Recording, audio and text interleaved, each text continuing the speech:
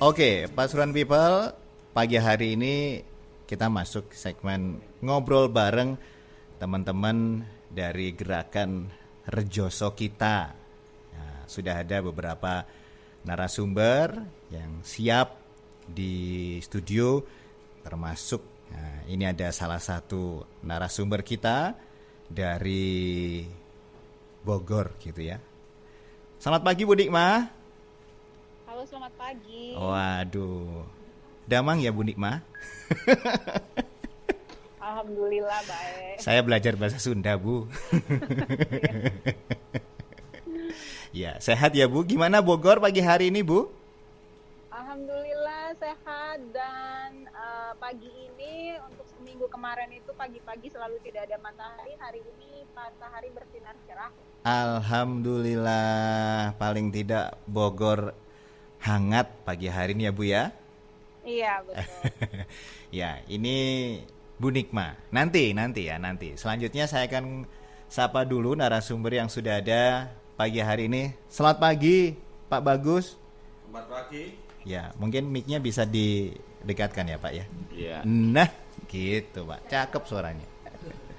Kemudian juga ada Mas Endro Prasetyo. Mas Endro, selamat pagi. Selamat pagi juga. Selamat pagi juga. Ini sudah lengkap semuanya.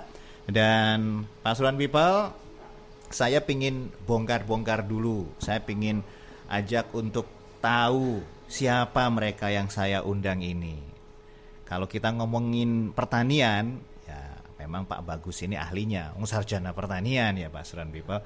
Ada Bapak HM Bagus Budi Santoso SP, sarjana pertanian. Dan beliau ini biasa dikenal petani dengan panggilan Pak Bagus. Nah, beliau adalah staf penyuluh dari Dinas Pertanian Kabupaten Pasuruan, terutama di beberapa kecamatan seperti Winongan dan Gondang Wetan, dan pengalaman kerja di berbagai wilayah di Jawa Timur bahkan sampai Madura. Bener nggih Pak nggih? Perlu saya luruskan ya? Oh, diluruskan. Ya, Ya. silahkan Pak. Mungkin narasumber salah ini saya. Moderator. Saya sebagai POPT Nggih. yang dari Dinas Pertanian Provinsi, Nggih.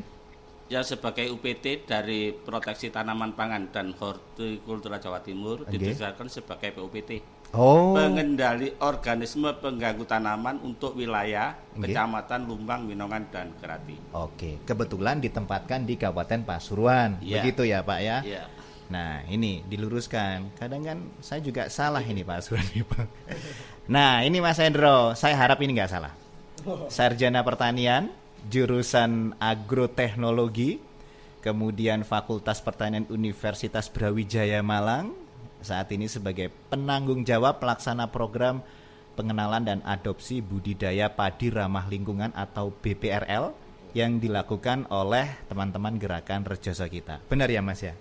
Sedikit aja. Sedikit sedikit aja salah atau diluruskan. Ya, ikut-ikutan Pak Bagus ini ya. ya silahkan.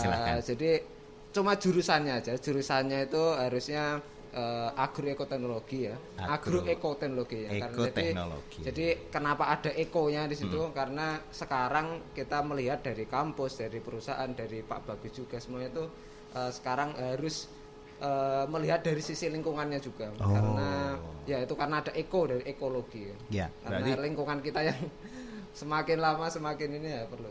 jurusan agroekoteknologi. Fakultasnya benar ya? Benar, Dari pertanian. Brawijaya ya? Benar sekali. Oke, benar. 90 saya salah satu. Kemudian di ujung telepon ini ada salah satu wanita tangguh gitu ya, yang concern dengan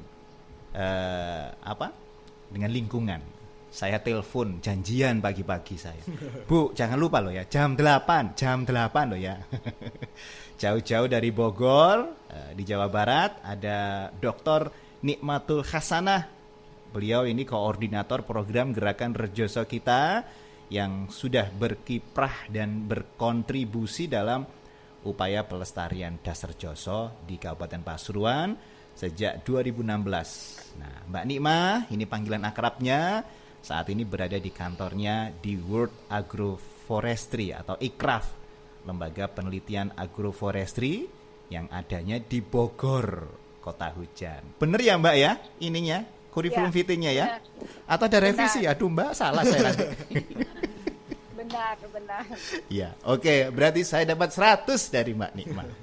Oke Pak Suran People. Nah, kita pingin ini sih sebenarnya. Kita pingin mengenalkan lebih dulu sebelum ke narasumber, sebelum kita ngobrol-ngobrol jauh tentang budidaya padi ramah lingkungan, panennya bisa meningkat, aman juga bagi lingkungan. Kita ngomong masalah ini dulu ya Pak Suran People. Mungkin ada yang belum paham apa sih Das Rejoso itu, apa sih gerakan Rejoso kita itu, dan bagaimana kiprahnya. Kita langsung tanya saja. Kira-kira Mbak Nikma, kalau kita ngomongin gerakan Rejoso kita itu awalnya mulai kapan dan apa ya Mbak ya fokusnya Mbak Nikma ya? Ya, terima kasih Mas Wisnu. Ya. Saya akan coba jelaskan apa itu gerakan Rejoso kita ya. Ya. Jadi gerakan Rejoso kita ini merupakan kerjasama multi pihak yang sudah kita mulai dari sejak 2016 yang lalu gitu ya. Yang di dalam kerjasama ini seperti yang tadi disampaikan oleh Mas Wisnu, ini akan concern tentang melestarikan dari Das Rejoso gitu ya. Karena seperti kita tahu dari waktu ke waktu kondisi dari Das Rejoso ini semakin menurun dan menurunnya Das Rejoso ini seperti kita tahu juga ini persis sekali musim hujan seperti sekarang ini di wilayah hulu banyak longsor, kemudian di wilayah hilir banyak banjir gitu ya. Nah, seperti kita tahu kan Das Rejoso ini membentang itu dari wilayah hulunya itu di Kecamatan Losar di sana dan sekitarnya, kemudian di bagian tengahnya itu di Pasrepan dan sekitarnya, dan di Gondang Wetan dan sekitarnya itu untuk di bagian hilirnya gitu ya. Nah, mulai tahun 2016 yang lalu kita tuh mulai melakukan berbagai macam kajian ilmiah ya di wilayah tersebut untuk merumuskan kira-kira kegiatan-kegiatan apa sih yang bisa kita lakukan untuk melestarikan Das Rejoso ini gitu ya, dan mungkin akan berfokus juga ke konservasi tanah dan air gitu. Nah, dalam penerapan kegiatan-kegiatan ini kami melibatkan berbagai pihak termasuk dari petani itu sendiri sebagai pengolah lahan. Nah, di tahun 2017 sampai 2018 yang lalu, kita berhasil melakukan pilot skema pembayaran jasa lingkungan di wilayah Hulu Das. Jadi itu dengan petani kentang di sana, kalau di Pasar dan sekitarnya. Kemudian di daerah tengahnya Pasrepan dan sekitarnya itu untuk petani kebun campur. Oke. Nah, dalam skema tersebut itu kami melibatkan kurang lebih 174 petani yang mengelola 106 hektar lahan. Berarti program itu sudah berjalan ya Bu Nikma ya? Sudah, ya. Nah, mulai tahun 2019 yang lalu, kalau sebelum-sebelumnya kita fokusnya di wilayah hulu dan di wilayah tengah, mulai 2019 kemarin ini kami fokuskan di wilayah hilir gitu. Dan karena di hilir ini banyak petani padi, jadi kami juga bekerja sama dengan para petani ini, dan salah satu kegiatan yang kami usung di hilir ini itu dengan mengenalkan apa yang kami namakan dengan budidaya padi ramah. Oke, nah Bu Nikma, kalau kita kemudian ngomong budidaya padi ramah lingkungan, panen meningkat, aman bagi lingkungan, sejauh pengamatan Bu Nikma, sejauh pengamatan teman-teman dari gerakan Das Rejoso kita, apakah selama ini budidaya padi di, kita ngomong Indonesia, masih belum ramah lingkungan Bu? Nah, tergantung dari lokasinya. Nah, ini kenapa di Pasuruan ini kami sebetulnya dengan budidaya padi ramah lingkungan, tentu kami melakukan ini semua kan karena kami sebagai dalam lembaga riset memulai kegiatan itu dengan serangkaian penelitian juga ya, dan melalui salah satunya dengan proses wawancara dengan petaninya juga, melihat bagaimana sih kebiasaan petani di Pasuruan di dalam melakukan budidaya padi gitu kan. Nah, di situ kami temukan adanya kecenderungan untuk petani di Pasuruan ini menerapkan pupuk yang berlebihan, karena persepsinya masih kalau pupuknya banyak, diberikan mes banyak, produksinya akan banyak juga gitu ya. Baik. Nah, dengan penggunaan pupuk yang berlebihan kita juga tahu bahwa itu tidak bagus untuk lingkungan gitu. Untuk tanahnya sendiri, kemudian ya, mungkin pencemaran air sungai juga gitu. Dan selain penggunaan pupuk yang berlebihan, juga penggunaan dari pestisida yang berlebihan juga gitu. Segala rupa dicampur karena punya persepsi kalau makin banyak itu hamanya makin mati gitu ya. Tapi ternyata tidak seperti itu gitu. Dengan memberikan pestisida yang berlebihan, tidak baik untuk lingkungannya, dan juga musuh-musuh alami yang memangsa, yang harusnya memangsa dari hama ini malah ikutan mati gitu. Nah, dari yang fakta-fakta yang kami temui di Pasuruan ini, makanya kami coba kenalkan apa yang disebut dengan budidaya padi ramah lingkungan. Ya. Persepsi itu masih banyak ya Bu ya, kalau kita ngomong di Pasuruan, ketika oplosannya semakin banyak, hama pasti akan takut ini. Masih banyak ya Bu persepsi seperti Bu ya? Masih ya. Oke, baik. Kalau kita sudah ngomong-ngomong masalah BPRL, artinya budidaya padi ramah lingkungan, panen meningkat, aman juga bagi lingkungan. Saya harus tanya ke ahlinya dulu ini ya. Tanya ke orang-orang yang concern di dunia pertanian. Kita ngomong sama Mas Endro.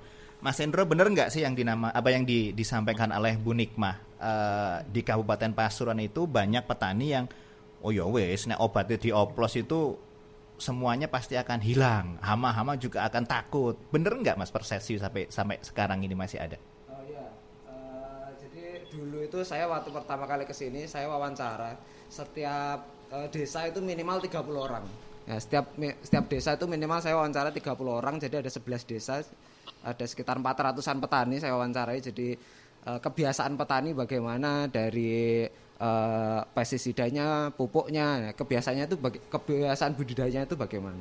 Oke. Nah, itu seperti itu. Tapi budidaya itu memang sudah berlangsung cukup lama ya Mas Endro ya? Nah, itu juga yang saat ini agak menjadikannya susah untuk agak dirubah itu di situ. Mungkin nanti Pak Bagus lebih ahli kalau soal itu. Oke. Nah, kalau kita ngomong-ngomong masalah ini Mas, masalah budidaya padi ramah lingkungan, panen meningkat, aman bagi lingkungan, ini kan salah satu program yang digagas oleh teman-teman dari gerakan Rejoso kita ya Mas ya. Nah, ini dimulai kapan? Kemudian kita harus berubah ini, harus berubah model menanamnya. Kemudian apa yang menjadi inspirasi kemudian ada program budidaya padi ramah lingkungan ini Mas Endro? Ya, jadi sebelumnya kita harus tahu ya bahwa ternyata Jawa Timur ini salah satu penyumbang padi terbesar di Indonesia, yaitu nomor 2. Dan Pasuruan itu menyumbang sekitar 3%-nya. Jadi Pasuruan termasuk juga pemasok padi nasional juga. Nah, jadi untuk itu untuk itu kenapa kita juga berfokus di pertanian padi juga. Ini ikraf ini agroforestry kok padi juga, karena kita sadar bahwa ketika kita bicara lingkungan, kita tidak bisa berbicara satu landscape saja. Kita harus juga berbicara tentang landscape yang lainnya. Di sini kita ternyata di daerah hilir, karena di daerah hulunya tadi sudah agroforestry. Nah, di hilirnya itu kita karena petani banyak yang di padi, kita masuk di sini. Dan ternyata di fenomenanya banyak yang terjadi yang dijelaskan Mbak Nima tadi, nanti bisa ditambahkan sama Pak Bagus. Nah, terus akhirnya dari itu kita mencoba nih bagaimana sih budidaya pertanian yang lebih baik lah. Nggak sepenuhnya salah, karena petani mungkin juga ada sisinya sendiri kenapa dia melakukan seperti itu. Nah, kita coba mencari yang lebih baik. Nah, lebih baik dari sisi apa? Dari sisi lingkungannya. Lingkungan itu kita sampaikan ke petani, Pak, lingkungan itu nggak berbicara tentang lingkungan aja, maksudnya tentang sawahnya, tentang ini yang nggak cuma itu, tapi juga lingkungan dari padinya, dari sawahnya, dari petaninya, nah terutama dompetnya petani nih. Kan itu ya. Kalau kita sedang ngomong dompet ini ya rada gimana gitu ya Mas ya. Ya. Oke, selanjutnya program ini dikembangkan baru tahun ini atau baru tahun ini sosialisasi, atau program ini sebenarnya sudah ada tahun-tahun yang kebelakang Mas Endro? Jadi program ini sebenarnya dulu kita pernah kerjasama dengan Balingtan, ikraf kerjasama dengan Balingtan. Nah, itu kita kembangkan di Banjarnegara. Nah, di Banjarnegara itu udah alhamdulillah udah sukses, kita berhasil jadi beberapa metode ini. Dan juga Balingtan itu sebelum itu juga sampai sekarang masih melakukan penelitian berlanjut soal ini. Yeah. Jadi masih terus berkembang, tergantung model mana nanti yang cocok di daerah-daerah mana. Nah, di Pasuruan akhirnya model padi budidaya padi ramah lingkungan yang inilah yang Nah, kita coba.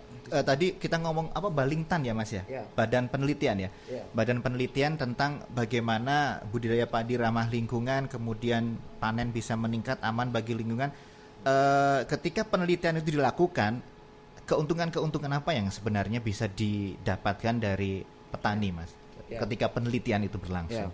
Jadi kalau petani itu pasti nggak jauh-jauh dari ekonomi Mas ya, karena Dompet kita gitu ya, Mas ya? dompet, lingkungan dompetnya Iya, tadi. iya. Jadi nggak bisa kita singkirkan kalau petani juga gimana ya, kalau bicara lingkungan tapi dompetnya nggak ada, nah itu nggak mungkin. Jadi kita coba model gimana sih yang dari peningkatan profitasnya, hasilnya itu meningkat, tapi juga kualitasnya juga meningkat. Jadi kenapa kan di sini di Pasuruan itu ada beberapa miling atau penggilingan padi yang terbesar. Nah, kita coba wawancara dengan mereka juga, katanya mengeluhkan dengan kualitasnya ada beberapa yang rendah. Nah, jadi kita coba tingkatkan kualitasnya padinya, dan juga yang paling penting itu di jangka panjangnya. Karena kata kita bicara lingkungan itu kalau petani terus memasukkan bahan-bahan yang dari luar, yang dari kimia buatan, itu pasti lingkungannya di kedepannya nggak akan bertahan.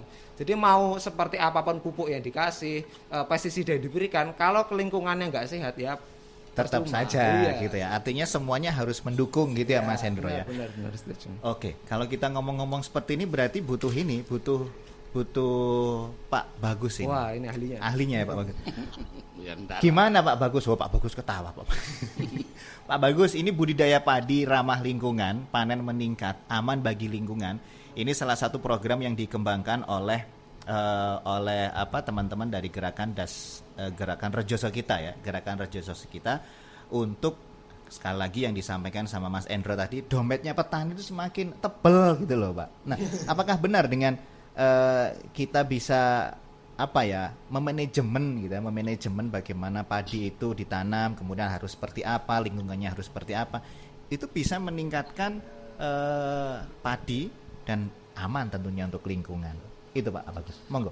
Iya, benar, sebenarnya dari kegiatan Rejoso Kita ini sinergi dengan tugas kita sebagai PUPT, di mana di dalam kita bekerja, kita memang bagaimana menciptakan suatu kondisi yang aman dengan cara kita berbudidaya tanaman sehat, di mana di dalam PHT, pengendalian hama terpadu, kita mengutamakan budidaya tanaman sehat. Di situ kita akan mempergunakan berbagai cara bagaimana kita mengupayakan dengan biaya seminimal mungkin seperti yang disampaikan Mas Endro tadi, Ya. kita untuk memperoleh hasil yang setinggi-tingginya dengan harapan petani lebih sejahtera. Ya. Seperti tadi disinggung oleh Bu Nikmah bahwa petani Pasuruan ya ini ya, memang sementara ini beranggapan Ya. bahwa dengan penggunaan pupuk kimia yang berlebihan, juga penggunaan pestisida ini akan dapat meningkatkan produksi atau produktivitas. Padahal kita harus sadar bahwa dengan penggunaan pupuk kimia tanah kita akan semakin jelek. Kemudian dengan penggunaan pestisida juga akan mempengaruhi daripada peledakan hama dan penyakit. Oke. Seperti salah satu contoh, untuk mencapai itu memang tidak mudah. Kita harus paling tidak sering turun ke lapangan. Kita melihat kondisi di lapang. Saya sebagai petugas PUPT, setiap pagi, insya Allah selalu saya utamakan untuk berbincang-bincang dengan mereka. Ya. Kendala apa yang dihadapi. Paling sering apa Pak? Paling sering. Yang paling sering dikeluhkan oleh petani pertama adalah pupuk, kemudian Oke. OPT. Oh. Nah, di sini seperti kegiatan dari kerap ini kita sangat menerima dengan baik, menyambut. Karena di situ kita mengupayakan seperti tadi dikatakan oleh Mas Endro bahwa dompet petani sangat Tipis gitu ya Pak. gitu Oh, ya. ya. Jadi begini, seperti untuk pengendalian OPT, kita tidak serta-merta hanya menggunakan pestisida saja, tetapi kita bagaimana cara mengupayakan untuk menggunakan cara-cara yang lain yang lebih aman. Di sini kita menerapkan dengan penggunaan pestisida nabati, kita memanfaatkan tumbuh-tumbuhan yang ada di sekitar kita untuk mengendalikan UPT. Oke. Kalau kita ngomong pestisida nabati berarti ini diramu dulu, Pak. Kalau setahu saya pestisida nabati itu kan dibuat dulu atau justru langsung ada di tempat itu, Pak? Gimana, Pak? Apa ya istilah pestisida nabati? Yeah. Orang-orang kan, kalau saya pribadi, saya awam, pestisida nabati itu dikumpulkan dari beberapa tanaman-tanaman yang bisa mengganggu, diolah demikian kemudian dibentukkan cair atau langsung di situ, Pak? Bagus. Begini, kami dalam kegiatan di samping kita bertatap muka dengan mereka, dengan petani, kita tanya keluhannya apa, dan apa solusi yang kita ambil. Salah satu contoh ini sudah sering kita terapkan untuk di wilayah Winongan untuk pengendalian warung coklat. Kemarin kami menggunakan pestisida nabati yang lebih mudah, yang mudah didapat oleh petani di lingkungan kita. Dari apa itu, Pak? Itu dari bawang putih juga bisa. Bawang putih kita blender, kita saring, kita diamkan 2 hari, kemudian kita kasih deterjen sedikit aja sebagai bahan untuk penembus daripada hama tersebut. Dari ini apa? Dari bawang ya, Pak ya? Dari bawang putih juga bisa. Kemarin sudah kita terapkan di Winongan, bawang putih ada, juga dari daun pepaya. Jadi banyak hal sebenarnya yang ada di lingkungan kita yang sangat mendukung kegiatan ini. Bisa dimanfaatkan. Untung harga bawang lagi turun, Pak ya. Iya. Nah, ya itu. Tapi kita akan mencari yang lebih. Untungnya harga bawang turun sekarang, Mas Hendro ya. Ya, itu komponen. Salah satu contoh. Ya. Itu salah satu contohnya, Pak Suran People ya. Jadi kalau seandainya itu boleh diterapkan ke tanaman lain nggak, Pak? Apa itu hanya khusus untuk padi? Ini sementara ini kami kemarin memang juga kami bersinergi dengan kegiatan PKK kecamatan khususnya KRPL. Bahwa untuk tanaman kita yang ada di polybag itu. Nah, ya itu maksud saya. Itu kita bisa menggunakan ini. Jadi kemarin saya juga mengadakan pelatihan di salah satu kader PKK di Kecamatan Lumbang bahwa untuk mengendalikan sejenis kutu-kutuan itu bisa kita menggunakan bawang putih sama itu tadi deterjen sedikit aja gitu. Ini salah satu hal yang bisa dicontoh Pasuruan People. Jadi nggak harus kita beli pestisida yang pestisida yang membahayakan, pestisida yang memang buat lingkungan itu nggak baik. Ini dari Bapak Bagus, ini sudah memberikan pesan pakai saja bawang putih selama bawang putih masih murah gitu kan ya. Salah satu contoh salah satu contoh dicampur dengan deterjen. Ini salah satu alternatif yang bisa diberikan untuk tanaman kita di rumah. Begitu ya Pak Suran People. Oke, ada beberapa yang ingin saya tanyakan sebenarnya, termasuk ada beberapa komponen-komponen yang ada di BPRL. Kita menyebutnya BPRL ya, budidaya padi ramah lingkungan ini. Nanti setelah ini ya, ada komponen-komponen yang harus dipenuhi sebenarnya. Apa saja bentuknya? Jangan digeser-geser dulu. Bu Nikma juga masih bersama kita ya Bu ya? Masih. Iya, kita rehat sebentar Bu Nikmah ya. Oke, jangan kemana-mana, tetap stay tune bersama kami di 107 FM Suara Pasuruan. Saya Wisnu Dermawan, segera kembali. Saat musim hujan, tanah longsor kerap terjadi. Contohnya yang terjadi beberapa waktu lalu di Kecamatan Tosari. Tanah longsor membuat akses jalan menuju desa-desa di beberapa kecamatan di Hulu Das Rejoso tertutup, termasuk jalan ke tempat wisata Gunung Bromo. Selain merusak jalan, tanah longsor juga dapat merusak lahan pertanian serta membahayakan rumah-rumah penduduk. Korban jiwa juga dapat terjadi. Diperlukan biaya besar untuk membersihkan longsoran serta membuat kehidupan kembali normal. Tanah longsor merupakan peristiwa geologi yang terjadi karena pergerakan massa batuan atau tanah. Pergerakan tersebut lebih mudah terjadi di lereng yang curam, yang gundul. Curah hujan yang tinggi membuat tanah jenuh air hingga tak mampu menahan beban. Akibatnya terjadi pergerakan massa batuan dan tanah atau yang biasa kita sebut dengan longsor. Ada banyak banyak cara untuk mencegah terjadinya longsor, salah satunya dengan menghindari penggundulan lahan di hutan maupun di kebun. Penanaman pohon perlu diperbanyak, tak hanya satu jenis pohon seperti cemara, tetapi juga jenis pohon-pohon lain, termasuk pohon buah-buahan. Pertanian lahan miring termasuk yang memiliki potensi longsor tinggi. Oleh karena itu, penanaman pohon di lahan miring sangat dianjurkan. Akar-akar pohon mampu mencengkeram tanah agar tanah tidak bergerak, terutama di musim hujan. Pembuatan strip rumput juga bisa membantu, selain adanya rorak untuk menampung erosi tanah. Terima kasih sudah mendengarkan program Tahukah Anda Das Rejoso Kita.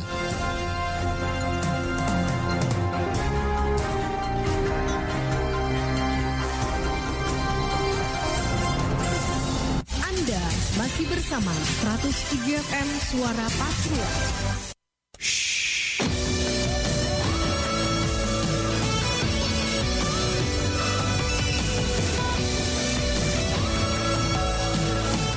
Di belakang tadi itu saya mencuri resep bagaimana tanaman saya di rumah bisa terus hidup tanpa serangan hama. Kemudian apa saja sih resepnya? Ternyata saya dibocorkan sama Pak Bagus.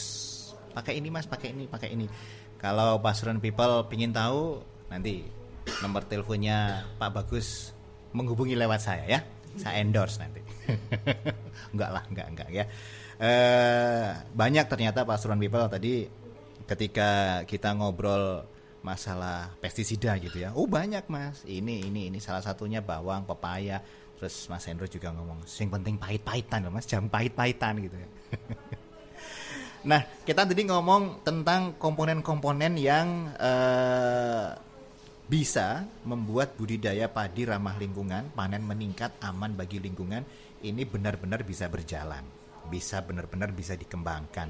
Karena menurut beberapa penelitian, ada beberapa komponen yang masyarakat atau petani ini bisa mengaplikasikannya, khususnya di hilir Das Rejoso. Apa saja gitu ya yang harus disiapkan, kemudian apakah ini memang sudah diteliti bisa berjalan dengan baik. Apa saja Mas Hendro? Ya, jadi untuk komponen-komponennya sebenarnya nggak susah, dan petani saya yakin udah banyak yang tahu. Cuma petani masih jarang melakukan aja. Saya yakin juga Pak Bagus ini sering menyampaikan. Jadi yang pertama itu ada penanaman dengan pola jarwo atau jajar legowo. Jadi jarwo ini yang biasanya jaraknya tetap 1 1 1. Nah, sekarang diganti 2 1 0 2. Jadi 2 1. Jadi setiap ada 2 baris padi nanti ada 1 yang kosong.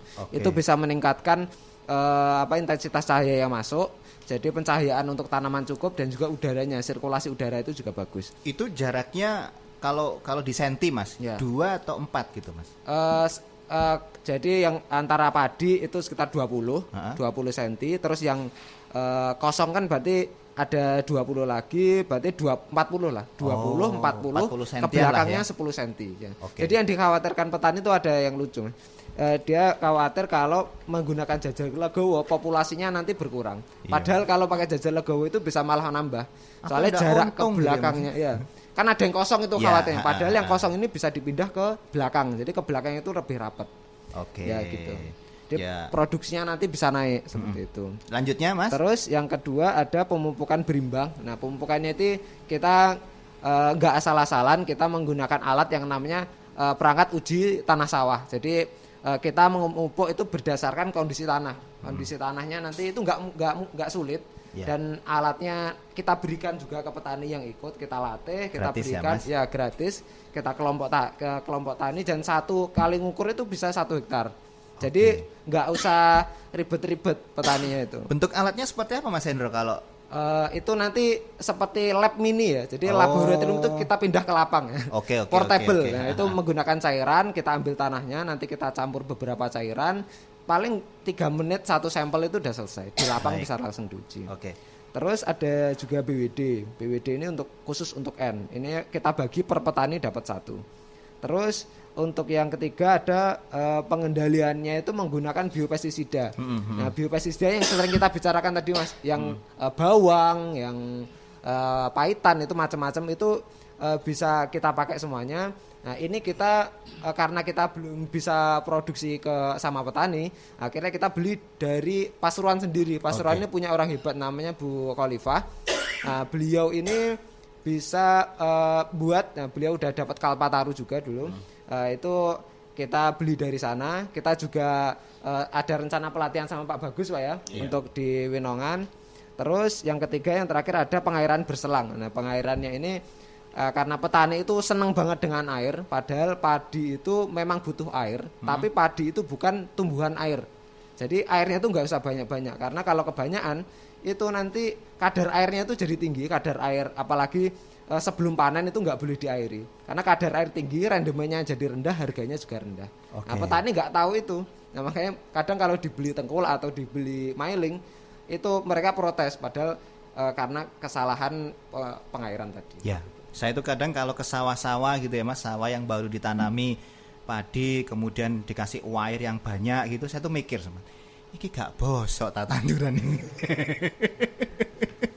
Ya karena saya nggak ngerti kan ya, saya nggak ngerti gitu ya. Akhirnya wajar kalau kemudian saya ini nggak bosok tak pari dikum kok ini.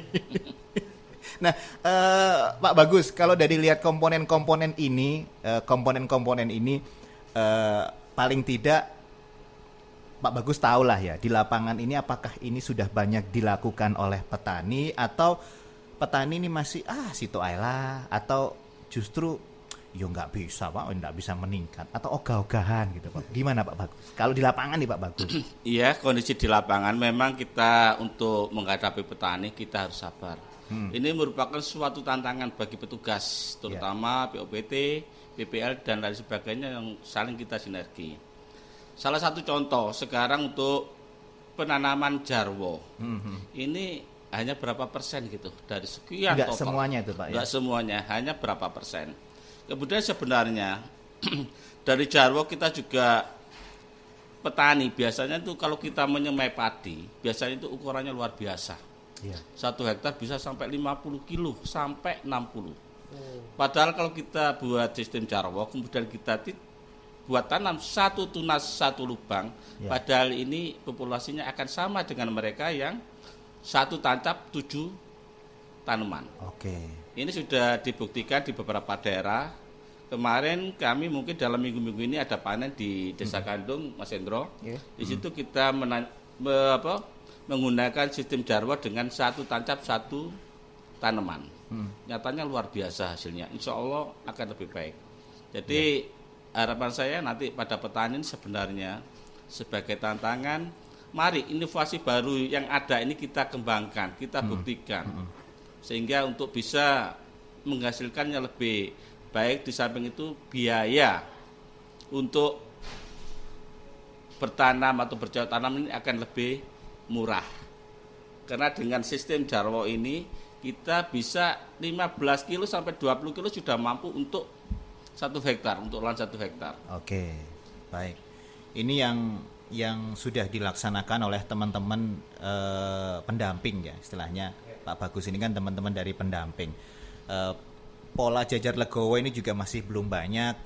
Kalau pemupukan berimbang Pak, gimana Pak teman-teman petani di lapangan nih? Apakah memang sudah benar melakukan apa hanya beberapa? Gimana Pak Bagus? Kalau pemupukan berimbang insya Allah sudah dilaksanakan, cuma itu tadi dalam penggunaannya itu biasanya sangat berlebihan, terutama penggunaan urea.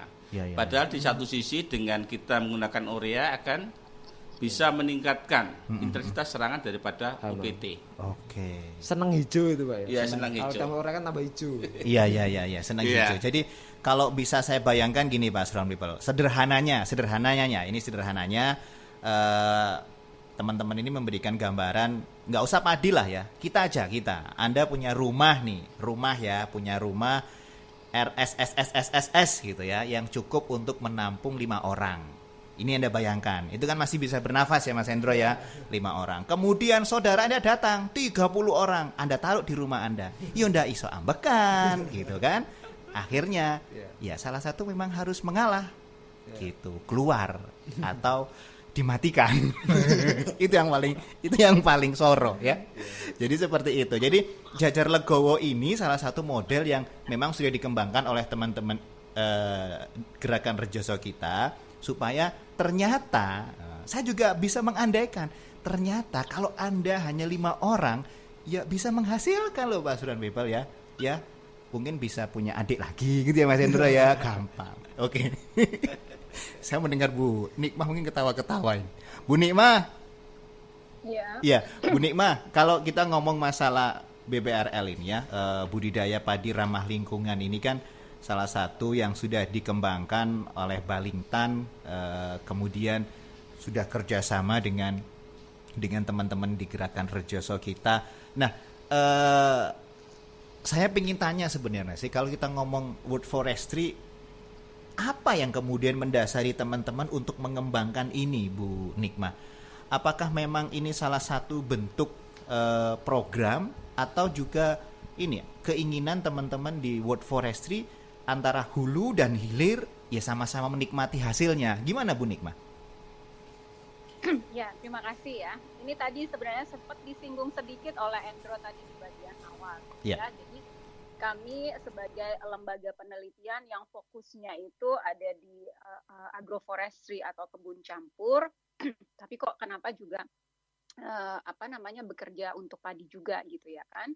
Nah ini lagi-lagi berhubungan dengan skala daripada kajian kita itu, kalau kita berbicara daerah pengelolaan daerah aliran sungai dari hulu sampai dengan hilir, kalau kita ingin melestarikan, melakukan perbaikan-perbaikan, tentu kita tidak bisa menyasar ke hal-hal tertentu saja, misalkan fokus di agroforestry-nya saja gitu ya. Tapi apapun yang ada di dalam, kalau kita berbicara pertanian di dalam skala DAS ya, yang ada di dalam DAS tersebut gitu ya. Jadi kalau untuk kasus di DAS Rejoso ini, di hulunya itu petani kentang, di tengahnya itu kebun campur, dan di hilirnya itu petani padi, dan kita ingin memperbaiki dari hilir ke hilir, ya berarti semuanya kita harus sentuh ya.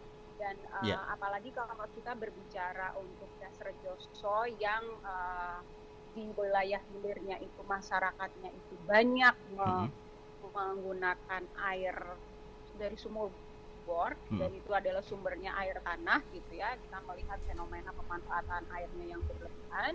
Dan ini kan juga pasti sumbernya juga dari daerah resapan di daerah hulu dan tengahnya gitu kan. Nah ini jangan sampai juga nanti ke depannya yang sekarang ini posisinya itu berlebihan airnya, kemudian pemanfaatannya tidak bijak, itu nantinya bisa Pasuruan ini menjadi jangan sampai gitu ya mungkin kekurangan air gitu. Nah oleh karena itu mulai dari sekarang sebelum itu terjadi, kita coba ajak untuk masyarakatnya untuk melestarikan DAS Rejoso ini, dan itu lagi-lagi tidak hanya di wilayah resapannya saja hulu dan tengah, tetapi juga di wilayah hilirnya masyarakat yang memanfaatkan air ini. Ayo mulai sekarang, tadi disampaikan oleh Endro, salah satu komponen dari BPRL itu adalah untuk pengaturan airnya, pengaturan airnya dengan berselang ini itu tidak menggunakan padinya tidak diairi secara terus-menerus. Jadi dengan kata lain, kita mengajak petaninya juga memanfaatkan air lebih efisien lagi untuk mengairi sawahnya. Ya, baik.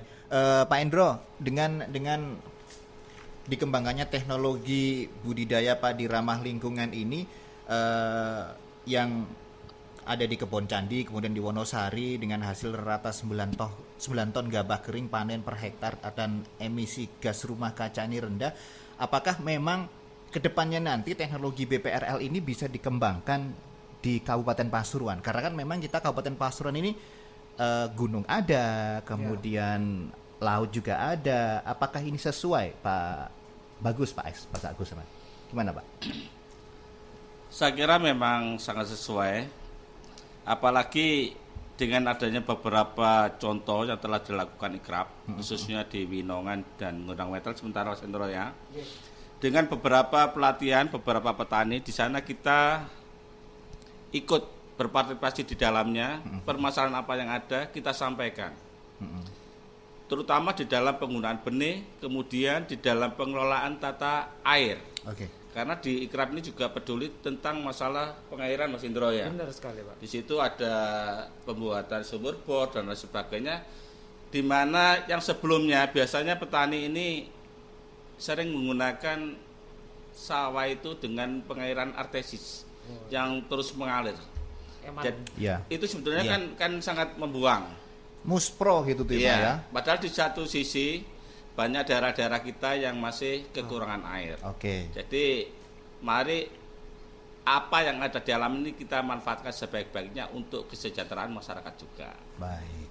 Nah, kalau Mas Hendro sendiri, Mas Hendro, teknologi ini sudah dikembangkan di Gondang Wetan, Winongan, kemudian di Rejoso. Apa ini juga akan dikembangkan di beberapa daerah lain selain bidang garapnya teman-teman di Rejoso kita ini? Atau justru akan diaplikasikan se Kabupaten Pasuruan, Mas Hendro? Jadi untuk awal ini kita rencananya ya sambil kita mencari kurang dan lebihnya, kita coba di Winongan sama Gondang Wetan dulu. Tapi untuk kedepannya kita juga berharap ini bisa dicontoh sama masyarakat yang lain, karena kita juga tidak berhenti berkomunikasi dengan pemerintah. Jadi kita terus menjalin komunikasi dengan pemerintah, dinas pertanian. Kita juga di sana sering ngobrol sama Pak Agus dinas pertanian, Bu Alfi sekretaris dinas. Itu kita nggak berhenti. Ayo Bu, kita bareng-bareng, dan alhamdulillah seperti Pak Bagus, beliau ini setuju dan sangat mendukung dengan kegiatan kita. Karena kan sekarang juga zamannya COVID. Nah, pemerintah juga agak gonjang-ganjing untuk melakukan program. Nah, jadi alhamdulillah ya merasa terbantu juga dengan kami. Kami juga senang karena didukung dan dibantu komunikasi dengan masyarakat. Oke, kalau kita tadi ngomong-ngomong masalah bantu-membantu itu kan akhirnya kebijakan ya Mas ya. Kebijakan, kemudian bagaimana antara pemerintah Kabupaten Pasuruan dan teman-teman gerakan Das Rejoso kita ini bisa sinergi. Nah, kalau kita ngomong-ngomong masalah ini, khususnya Pak Bagus juga ini ya, apa saja upaya yang dilakukan oleh Dinas Pertanian khususnya untuk mendukung apa yang dilakukan oleh teman-teman Ikraf, Pak Bagus? Ya, pertama untuk mendukung kegiatan ini, yang saya tahu yang baik dari Dinas Pertanian Kabupaten maupun dari Dinas Pertanian dan Ketahanan Provinsi Jawa Timur. Di sana ada beberapa bantuan, terutama benih. Kemudian pupuk juga, pupuk yang sekarang ini yang kita galakkan memang yang organik. Jadi kita arahnya ke sana. Kemudian juga ada beberapa pelatihan yang kita sinergikan, di mana kami selaku petugas PUPT juga berdomisili di BPP, Balai Penyuluh Pertanian yang berada di tingkat kecamatan. Di situ kita bersinergi, ada PUPT, ada PPL dan ada Mantri. Di mana dalam kegiatan kita sehari-hari kita saling membantu. Misalnya dari pertanian ada program ini, dari Ketahanan Pangan Kabupaten ada ini, dari saya ada ini, kita sinergikan untuk membantu pada para petani yang ada di wilayah kita. Seperti itu. Nah, sementara itu kalau dari Bu Nikmah bisa memberikan gambaran Bu, kerjasama yang sudah dijalin sementara ini dari Ikraf kepada kabupaten untuk ide besar menjadikan BPRL ini sebagai teknologi yang diterapkan dan tidak hanya di hilir Das Rejoso tetapi di seluruh Kabupaten Pasuruan sebagai bagian upaya mempertahankan statsu Kabupaten Pasuruan dan salah satu lumbung padi di provinsi dan nasional. Apa yang akan terus dikembangkan, Bu Nikmah? Ya, terima kasih. Tentunya untuk dengan pihak kabupaten ini seperti yang tadi dijelaskan oleh Mas Endro dan juga Pak Bagus gitu ya. Jadi apa yang kita lakukan selama ini itu juga selalu kami koordinasikan dengan pihak dinas gitu ya, dan untuk yang di bagian implementasi di lapangannya kan tentu dengan Bapak penyuluh seperti Pak Bagus dan juga jajaran yang lain di kecamatan gitu ya. Itu untuk di dalam proses pelaksanaannya saat ini untuk mengenalkan BPRL yang tadinya hanya skala demplot saja, nantinya mudah-mudahan akan lebih banyak lagi dan juga tidak hanya di wilayah kerja kita saat ini di Kecamatan Gondang Wetan dan Winongan, tapi juga di kecamatan-kecamatan yang lain gitu ya. Nah, untuk jangka panjangnya lagi gitu ya, mungkin karena kan keberadaan kami di Pasuruan ini tidak hanya keberadaan kami kan tidak bisa seterusnya gitu ya, ada jangka waktunya gitu. Yeah. Jadi kami juga memikirkan bagaimana nanti saat kami sudah tidak ada di sini, apa yang sudah kita inisiasi, sudah kita kerjakan bersama-sama dengan pemerintahan saat ini itu juga tetap bisa berkelanjutan nantinya. Itu juga harapannya nanti ini bisa merupakan bagian dari rencana strategis dari pemerintah. Itu juga yang kami usung untuk kami fasilitasi untuk proses menuju ke sana gitu ya. Dan tidak hanya BPRL saja, tapi juga kegiatan-kegiatan yang lain yang ada di dalam gerakan Rejoso Kita ini. Oke. Nah, Bu Nikmah, dimungkinkan nggak ke depan gitu teman-teman petani dari Ikraf mendapatkan bantuan bibit atau pupuk? Itu dimungkinkan nggak kerjasama seperti itu, Bu Nikmah? Nah, sebenarnya saat ini pun yang kami melakukan pendampingan kepada petani untuk petani bisa menerapkan budidaya padi ramah lingkungan ini, seperti tadi disampaikan oleh Endro, kami juga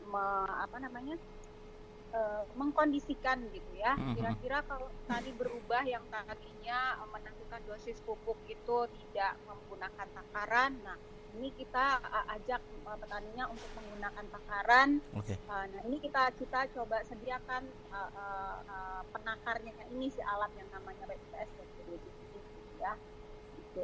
Kemudian untuk yang biopestisida, kalau saat ini memang masih belum bisa memproduksi sendiri petaninya. Ini nanti ke depannya itu juga mudah-mudahan kita bisa memberikan pelatihan kepada petaninya dan petaninya sehingga mereka bisa memproduksi biopestisida sendiri. Jadi bentuk-bentuk fasilitasi pendampingan yang seperti ini yang memungkinkan kondisi PRL ini bisa diadopsi oleh masyarakat, itu yang kita fasilitasi. Oke. Artinya ini sebagai bagian upaya dari teman-teman Ikraf untuk bisa benar-benar mensukseskan program BPRL ini ya Mbak Nima ya? Betul. Ya, oke. Mas Endro, kita balik ke Mas Endro nih. Ketika BPRL ini hadir, kemudian ketika BPRL ini sudah dikembangkan, kemudian BPRL ini sudah diterima oleh masyarakat, apa yang menjadi kendala kemudian BPRL ini mungkin masih susah diterima oleh beberapa petani, atau komponen-komponen ini masih tidak ada, apa Mas yang masih kendala sejauh ini Mas Endro? Ya. Jadi waktu kita turun ke lapang itu memang ada pro dan kontra ya. Saya senang dengan kompleksitas ini karena kita jadi tahu ya petani mau karena apa, petani nggak mau karena apa. Okay. Nah, dan ternyata kalau yang mau kan berarti kita tinggal dukung dan kita tinggal follow up aja. Dan yang nggak mau ini apa sih yang mereka mau? Dan mereka banyak nggak mau itu karena yang udah sepuh-sepuh biasanya. Karena gitu ya biasanya biasanya petani yang ada di Pasuruan ini kan kebanyakan yang mostly aging yang ada agak sepuh gitu. Jadi mereka tentang teknologi dan perubahan itu mereka agak siap. Jadi itu yang dikatakan Pak Bagus lagi, kita nggak bisa sekali aja datang, kita harus pelan-pelan, dideketin, sering ngopi ya, sering main ke rumahnya, kita ngobrol asik gitu. Itu yang pertama. Terus yang kedua ada juga salah satunya itu pengorganisasian ya, karena kelembagaannya. Jadi kelembagaan itu petani itu ada kelompok tani, ada HIPA, ada Gapoktan. Nah itu yang agak kurang berjalan ya, entah karena apa ya, kita coba bangun lagi, karena kalau petani masing-masing individu yang kita pegang itu nggak bakal bisa. Kita harus membuat kelompok mereka ada lagi, berjalan lagi, karena kalau bareng-bareng kan rasanya beda. Nah, kira-kira seperti itu. Oke, kalau dari Mbak Nikmah mungkin bisa menambahkan, karena memang perwakilan dari Ikraf, apa yang kemudian menjadi kendala untuk pengembangan BPRL ini khususnya di Kabupaten Pasuruan ini, Mbak Nikmah? Iya, seperti tadi disampaikan oleh Mas Endro ya, pada saat kami selesai dengan demo plotnya, pada saat ingin mengajak petani yang lain untuk bisa mengadopsi atau menerapkan budidaya padi ramah lingkungan ini, kami berdialog dengan petaninya gitu ya, di sebelah desa ini. Dan di dalam dialognya ini ingin menggali sebenarnya kendala yang utamanya itu apa sih gitu ya kan. Dan itu ada banyak sekali waktu itu, dan kendala ini saling berkaitan satu sama lain gitu ya. Misalkan itu dari sisi pengelolaan lahannya itu mungkin dengan sulitnya untuk mencari tenaga kerja itu, jadi perlu untuk mulai bergeser nih yang tadinya 100% berdasarkan tenaga kerja, mungkin perlu dibantu nanti adanya alat mesin pertanian. Kemudian dari sisi mungkin yang karena Pasuruan ini kondisi serangan hama penyakitnya itu juga tinggi, mungkin seringkali petani melakukan gagal panen, jadi kendala untuk ke modalnya itu juga sulit gitu ya. Jadi ini juga perlu untuk mulai ada katakanlah petani-petani ini bisa melakukan akses ke dalam pemodalan gitu ya. Nah, dari kendala-kendala yang sudah kami identifikasi itu, kami coba juga nantinya untuk fasilitasi petaninya agar misalkan bisa mendapatkan akses untuk ke pendanaan atau ke pemodalan, dalam hal ini ke lembaga financial institute. Kemudian untuk yang misalkan untuk yang Alsintan itu juga kita nanti akan coba untuk fasilitasi bagaimana masyarakat ini bisa kelompok taninya mempunyai kapasitas untuk pengadaan daripada Alsintan ini, kemudian juga petani kelompok taninya dibekali untuk bisa nantinya bisa mengoperasikan punya unit kelompok yang bisa mengelola Alsintan ini, mungkin nantinya bisa diarahkan menjadi semacam bisnis dari kelompok taninya untuk nanti bisa menjadi bisnis pengelolaan alat mesin pertanian. Jadi itu adalah beberapa contoh yang kita coba mulai untuk fasilitasi gitu ya, dari berbagai macam kendala yang kami identifikasi gitu. Kalau dari proses budidayanya, perbaikannya itu teman-teman juga dengan berkomunikasi dengan Bapak penyuluh seperti Pak Bagus ini juga dari hari ke harinya juga mendampingi petani untuk bisa melakukan budidaya padinya lebih baik lagi. Gitu mungkin. Baik, Bu Nikmah, kalau ketika kendala kemudian permasalahan yang hadir ini sudah terpetakan, kemudian solusi juga sudah ditemukan, kita pengen ini ngobrol tentang kedepannya, tentang BPRL yang ada di Kabupaten Pasuruan ini, tentang perluasan adopsi BPRL ini agar masyarakat khususnya di Kabupaten Pasuruan ini memang bisa benar-benar mengadopsi apa yang Ikraf sudah laksanakan, sehingga tentunya lingkungan juga terjaga, padi juga meningkat. Nah, di tahun ini Bu Nikmah, apa yang nantinya akan dikembangkan ke depan tentang perluasan adopsi BPRL ini, Bu Nikmah? Ya, untuk tahun ini kami tidak muluk-muluk dulu gitu ya. Dari yang tadinya plot percontohan kami itu hanya seluas 0,5 hektar di Desa Kebon Candi dan di Desa Wonosari, dan saat itu melibatkan 3 orang petani gitu. Harapannya untuk di tahun ini akan lebih banyak lagi petani yang bisa menerapkan, dan ini kami mengajaknya itu juga bertahap gitu ya. Tapi paling tidak harapannya minimum lah ada kurang lebih 50 hektar dari petani yang bisa menerapkan ini. Dan tentu 50 hektar ini kalau dibandingkan dengan luasan padi di Kecamatan Gondangwetan dan Minongan sebenarnya tidak ada apa-apanya gitu ya, hanya sebagian kecil saja. Tapi kami berharap dari sebagian kecil ini nanti tetangga-tetangga petak sawah yang lain nanti juga bisa melihat kan, itu kok nanamnya beda sendiri, ada jarwo, kok pertumbuhannya bagus. Nah itu nanti petani ini kan bisa menerapkan kan biasanya juga dengan melihat dan berdiskusi gitu ya, dengan melihat secara langsung. Mudah-mudahan nanti akan dari 50 hektar target kami ini nantinya akan lebih banyak lagi nanti petani yang bisa menerapkan. Syukur-syukur nanti bisa sampai di luar dari Kabupaten Pasuruan. Ya, karena dengan BPRL ini ada jaminan untuk meningkatkan hasil panen ya Bu Nikmah ya. Ya, dan tentunya untuk kesehatan lingkungannya juga Betul. ya, dari tanahnya, kemudian juga dari hasil kajian kami ini juga karena menggunakan pupuknya itu sesuai takaran kebutuhan tanaman gitu. Jadi itu juga bisa menurunkan dari emisi gas rumah kaca. Karena kita tahu kan dari proses budidaya padi ini ada gas-gas yang dilepaskan dari proses budidaya dan itu juga yang menyebabkan bumi menjadi makin panas. Nah, dengan menggunakan salah satunya pupuk berimbang, pengairan berselang, ini gas yang dilepaskan dari proses budidaya padi ini bisa lebih turun. Baik Bu Nikmah, saya pengen ini, kalau saya ngobrol-ngobrol tadi dengan Bu Nikmah masalah perluasan adopsi, saya terlintas di pikiran saya pengen kasih kuis Pak Endro sama sama Pak Bagus. Nah, kuisnya seperti ini Mas Endro. Petani di Kabupaten Pasuruan itu A. Mudah berubah, tidak mau berubah, sangat tidak mau berubah. Yang pilih mana? Waduh. Ayo harus dipilih, lo harus dipilih. Bukan kuis ini kayaknya. Harus dipilih. Gimana tadi pilihannya Mas? Pilihannya, petani di Kabupaten Pasuruan ini ketika mengaplikasikan BPRL ini, A. Mudah berubah, artinya mudah menerima.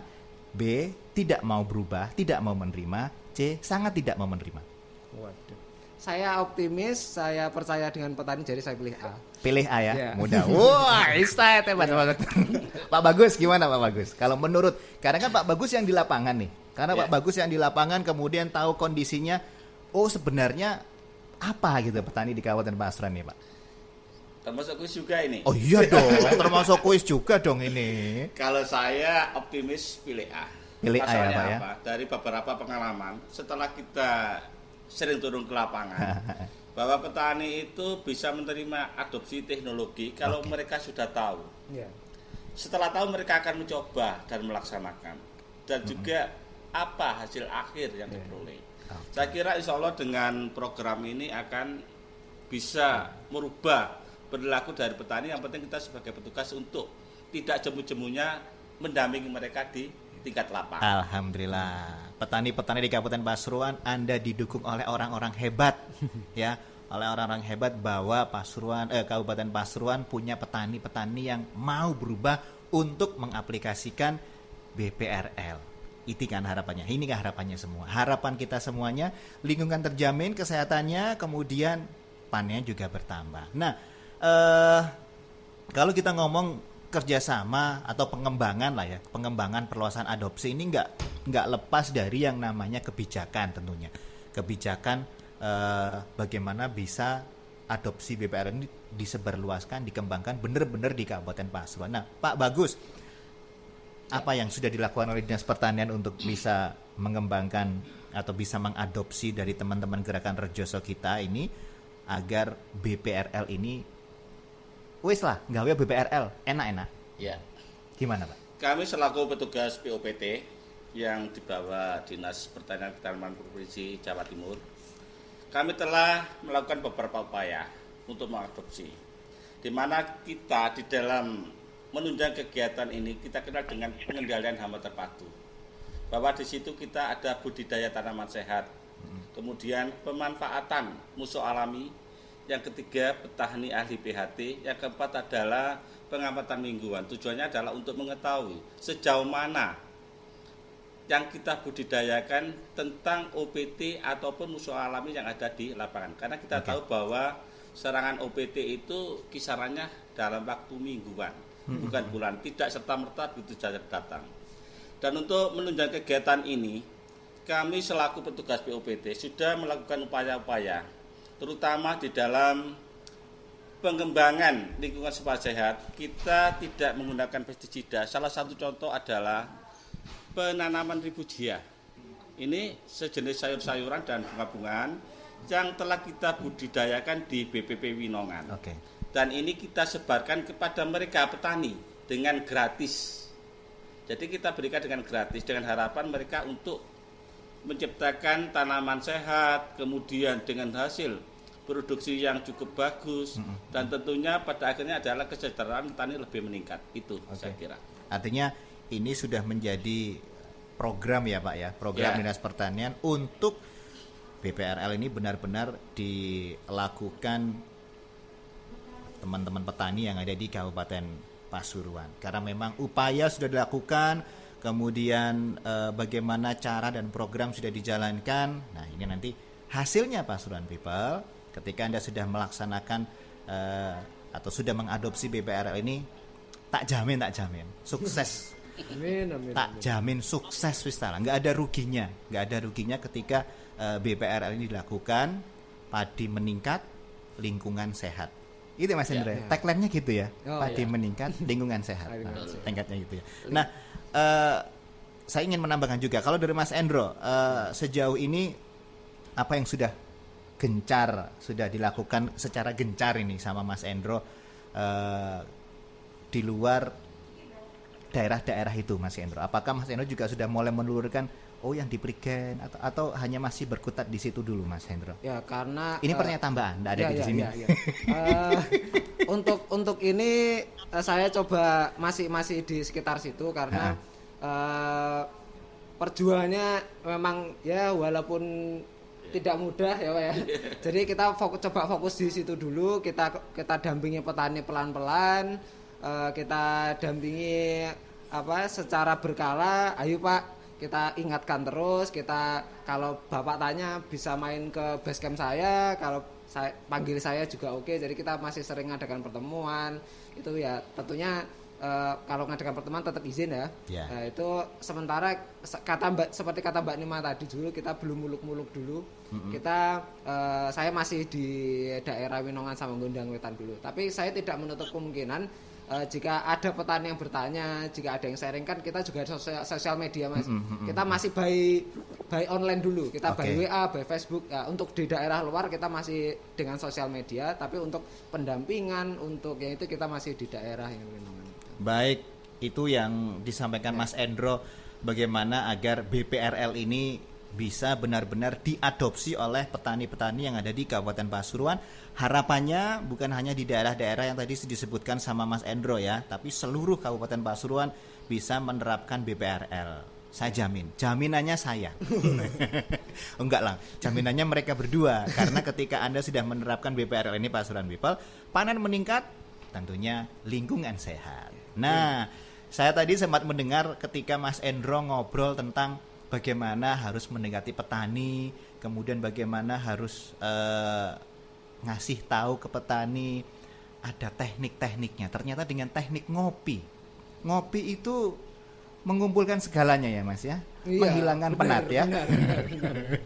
Nah, Mas Endro, sebagai penutup kita nih Mas Endro, barangkali bisa bercerita ketika Mas Endro di lapangan, ada beberapa kesan-kesan yang didapatkan Mas Endro ketika masyarakat ini dikenalkan dengan BPRL. Ya, jadi selama di sini saya bersyukur sekali karena saya bisa berkesempatan berkenalan dan berinteraksi, berkomunikasi dengan petani.